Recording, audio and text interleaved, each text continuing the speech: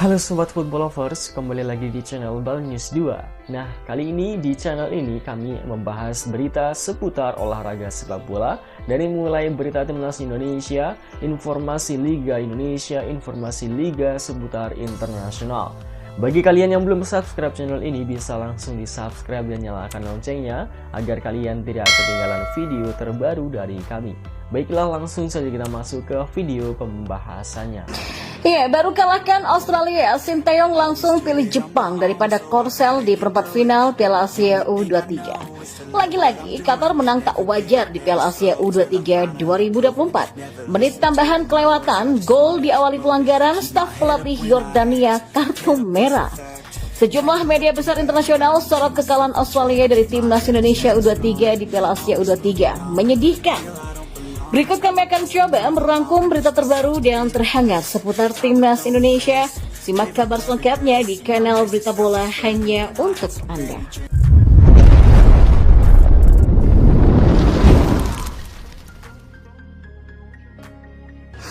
Ya, pelatih timnas Indonesia U23 Sinteyong ternyata lebih memilih anak asuhnya bertemu dengan Jepang daripada Korea Selatan jika lolos ke perempat final Piala Asia U23 2024. Yang mengatakan akan lebih mudah bagi Garuda Muda jika melawan Jepang. Timnas Indonesia U23 memang punya kans berhadapan dengan Jepang atau Korea Selatan di babak 8 besar Piala Asia U23. Tentu, duel melawan dua tim itu juga sangat menarik untuk disaksikan. Tapi sebelumnya, Timnas Indonesia U23 terlebih dulu memastikan diri untuk lolos ke babak 8 besar. Syaratnya tidak boleh kalah saat berhadapan dengan Yordania di laga pamungkas Grup A pada 21 April mendatang. Tidak mudah karena Yordania pasti juga mengincar kemenangan di laga tersebut demi asa untuk lolos. Namun kans timnas Indonesia U23 lebih besar dengan catatan tak boleh kalah. Jika lolos, timnas Indonesia U23 akan menghadapi perwakilan grup B. Jepang dan Korea adalah dua tim yang diunggulkan lolos daripada China ataupun Uni Emirat Arab. Ya, jika bisa memilih, maka Sinteyong ingin timnas Indonesia U23 menghadapi Jepang. Menurutnya itu lebih mudah daripada harus berhadapan dengan Korea Selatan. Ini pertanyaan yang sangat sulit ya. Dan tentu saja saya tidak bisa mengambil keputusan apakah kita akan bermain melawan Korea atau Jepang. Tapi saya pikir saya lebih memilih Jepang. Saya pikir lebih baik bagi kami untuk bermain melawan Jepang daripada melawan Korea. Lebih lanjut, Sinteyong punya kepercayaan diri tinggi bisa mengalahkan Yordania. Bahkan dia sudah mulai ancang-ancang mempelajari bagaimana Jepang ataupun Korea bermain. Di sisi lain, pelatih timnas Indonesia U23 Sinteyong pun juga langsung dibuat pusing dengan situasi dalam skuad Garuda Muda meski baru saja menumbangkan Australia. Pada laga terakhir fase grup, timnas Indonesia U23 akan menghadapi Yordania. Dan sebuah hasil imbang sudah cukup memberikan tiket lolos kepada Rafael Struijk dan kolega untuk menikmati kesempatan bermain di fase gugur. Lebih lanjut, Indonesia bakal kembali diperkuat oleh Ivar Jenner yang absen di laga kontra Australia karena menjalani skorsing akibat kartu merah kontroversial yang diberikan wasit Nasrullah Kadirov dalam laga kontra Qatar. Tapi kembalinya Jenner berpotensi membuat kepala Sinteyong menjadi pusing. Mengapa demikian? Pada pertandingan kontra Australia, Sinteyong mempercayakan Nathan Choaon bermain sebagai gelandang bertahan dan pemain LC Heerenveen yang sejatinya adalah bek kiri tersebut sukses melaksanakan tugasnya dengan apik. Nathan diharapkan untuk menjadi starter lagi saat Indonesia memerlukan 1 poin ketika menghadapi Yordania nanti.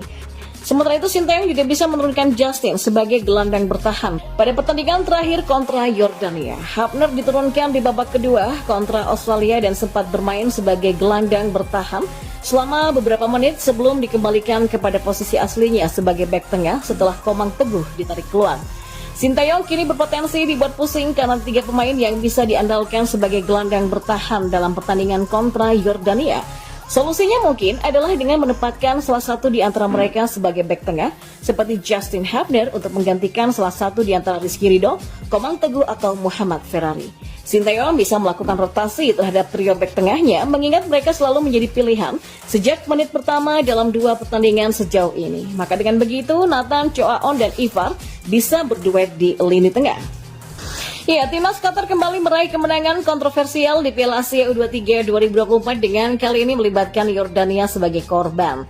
Timnas Qatar selaku tuan rumah memastikan diri sebagai peserta pertama yang lolos ke perempat final Piala Asia U23 2024. Mereka meraihnya dengan koleksi 6 poin dari 2 pertandingan grup A. Namun semua kemenangan tersebut tidak lepas dari cap kontroversial. Setelah mengalahkan Timnas U23 Indonesia dengan serangkaian keputusan ganjil dari wasit Nasrullah Kabirov, Qatar diserbu kritik lagi pada matchday kedua. Ya, tim Merah Marun meraih kemenangan tidak wajar atas Timnas U23 Yordania di Stadion Jassim bin Hamad pada Kamis 18 April. Disebut tak wajar karena seperti halnya pada matchday 1 lawan Indonesia, Qatar dituding bahwa mereka kembali diuntungkan oleh wasit. Gejala awalnya sudah terlihat dengan penunjukan si Fakron Puudom sebagai wasit utama. Si Fakron asal Thailand tak lain adalah petugas VAR dalam duel Qatar versus Indonesia kemarin, di mana beberapa keputusannya ikut merugikan Garuda Muda. Tuan rumah pun menjalani pertandingan versus Yordania dengan mencetak gol lebih dulu berkat aksi Abdullah Al-Yazidi. Kekesalan mulai dirasakan awak Yordania ketika wasit menipulit tanda babak pertama berakhir di saat mereka sedang dalam posisi menyerang di wilayah musuh. Ya, masuk di babak kedua, Qatar gantian merasakan menjadi korban keputusan VAR ketika si Falcon menunjuk titik putih dan memberikan tendangan penalti bagi Yordania. Eksekusi Arif Al-Hajj melaju mulus ke gawang tim tuan rumah. Skor imbang pun 1-1 kelihatannya bakal awet karena tak ditemukan gol tambahan sampai akhir waktu normal. Namun pada saat genting itulah kontroversi muncul dan dituding kembali menguntungkan Qatar.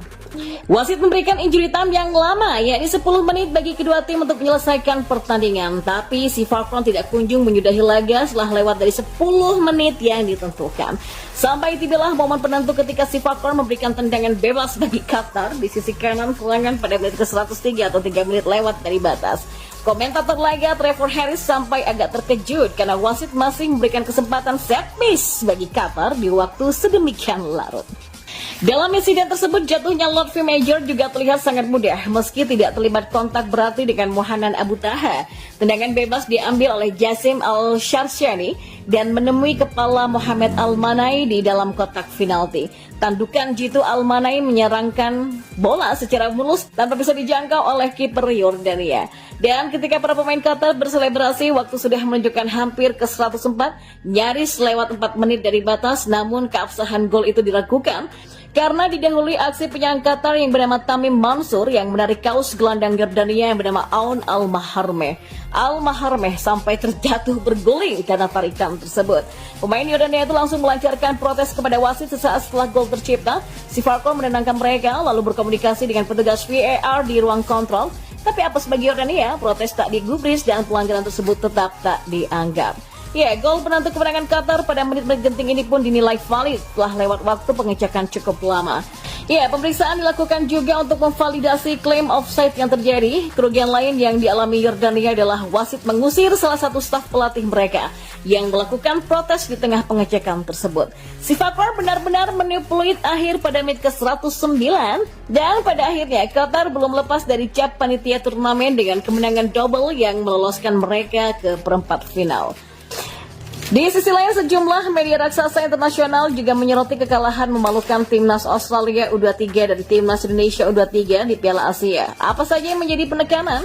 Australia U23 memang dipecundangi timnas Indonesia U23 dengan skor 0-1 dalam partai kedua grup A Piala Asia U23 2024 di Abdullah bin Khalifah Stadium Doha pada Kamis 19 April malam.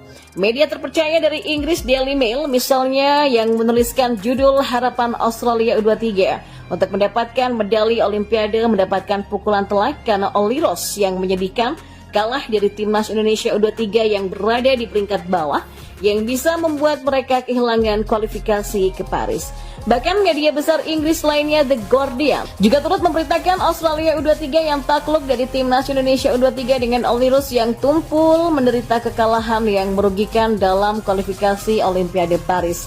Media hiburan dan olahraga ternama dari Amerika Serikat ESPN juga memberikan perhatian kepada Mohamed Toure dan kawan-kawan. Media Australia News juga tidak menyangka Olirus bisa dibungkam oleh timnas Indonesia U23.